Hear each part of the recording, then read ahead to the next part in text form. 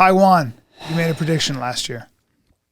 Look, Xi, the ruler of China, Xi, has been making very uneconomic decisions that would indicate they're going to do something. They're preparing for something in Taiwan. One, for example, their big banks with their huge fleet of aircraft that they own for commercial aircraft, they're selling it all. They're really making themselves sanction-proof. They're accumulating like a year and a half worth of wheat, massive amounts of hydrocarbons they're bringing in. All, I mean, and he even says to his speeches to the standing committee, prepare for great conflict. What does that mean? Wow. A trade war? No. Prepare for great conflict. And he's kind of like the cult of personality there. He has accumulated more power than any ruler of China since Mao. And so normally the leaders have served for 2 5-year terms. This last time, it was October of 2022. He, at the party congress, his predecessor, Hu Jintao, he had dragged out in the middle. It was kind of a fuck you, I'm in charge now. And he fired all the other people that were not super loyal to him. He kind of purged them all. Oh, yeah, very much so. And between the anti-corruption campaign, which has basically been a purge because there's 3 factions of the Communist Party, the Communist Youth League, the Young Princelings, and the Communist Youth League. He has smashed any other opposition. Does he arrest them, or does he just kind of retires them? Even the big entrepreneurs like Jack Ma, the guy that founded Alibaba. I know. He disappeared from public view, and then like 8 months later reappeared, and they said he had embraced supervision. God, man, he was lecturing to a kindergarten class. Was he? In some small village in China. It would be like Jeff Bezos, Elon Musk in one person in China, and he just disappears from public view as it's unreal, I'm in charge. Man. So I would be shocked if the Chinese don't try something this year, because I don't think they're going to see a weaker administration on this than they do right now. They see how tapped out the U.S. industrial base is, the lack of readiness of the U.S. military, the collisions at sea, just kind of the nonsense and the focus on DEI and wokeism and all the rest. And the weather window to do something in China is about May, June, because the winds blow through the Taiwan Straits hard. So you're saying that you think the Chinese are getting if they're going to go, invade. I think they would go this spring. I mean, with all their demographic problems, with all that, they don't have access to energy, all those things. They can't grow their own food, and yet they're going to go into Taiwan. But why would they be accumulating a year and a half worth of food, a year and a half worth of hydrocarbons, dumping? I didn't know that. Even the big real estate holdings in the United States, Chinese-owned hotels here, getting sold for 20 cents on the dollar, exiting, getting themselves sanction-proof. There is a deluge exit of Chinese money leaving the United States from those holdings. Wow. So I'm not saying it's absolutely going to happen, but indications and warnings would say they're selling off their aircraft balance sheets. They're accumulating all their cash, all their dollar cash. They're moving into banking, not subject to Western sanctions.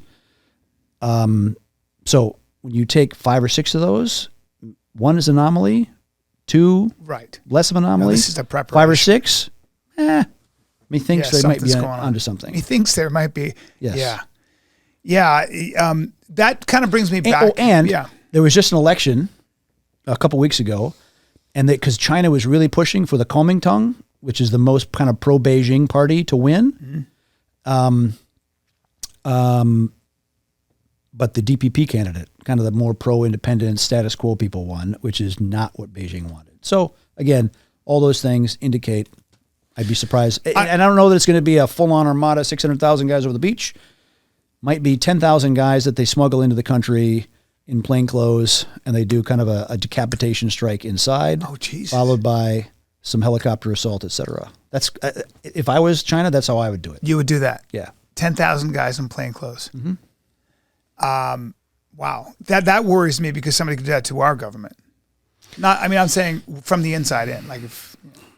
What I've advocated for Taiwan to deter that is a home guard, because their military is very corrupted. It's only 150,000. But if you think about the American Revolution, 3% of our population actually fought for liberty. 3%? That's it. Huh. So you would a home guard meaning you would arm civilians or The firemen, more of a national guard where the arms caches are stored at local civil defense centers, because that's a 500,000 or 600,000 man endeavor. That's a very hard thing for a planner in Beijing to say, yeah, we're going to take every one of those cities, because if they're going to do it, they have to go quick. They cannot afford a long, dragged out conflict. Well, warfare now seems to be fought with drones and stuff. So, let me ask you that, because you're a guy who just knows a lot about this. I own guns and I'm a Second Amendment guy and all that, but I'm not going to be able to.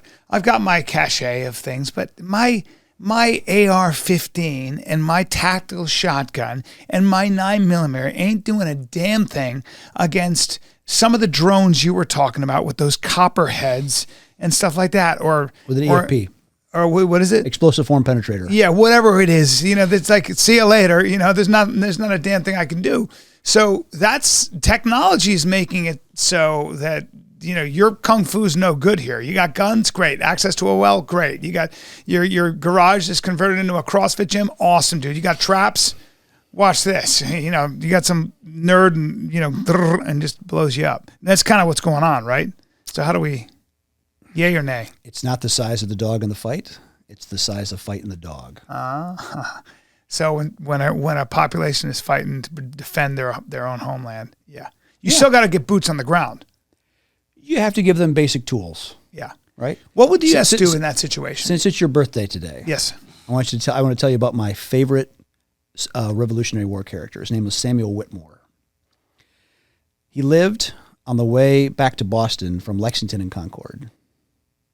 78 years old, a military veteran, out managing in his fields, and he hears the British coming by to go assault the colonists.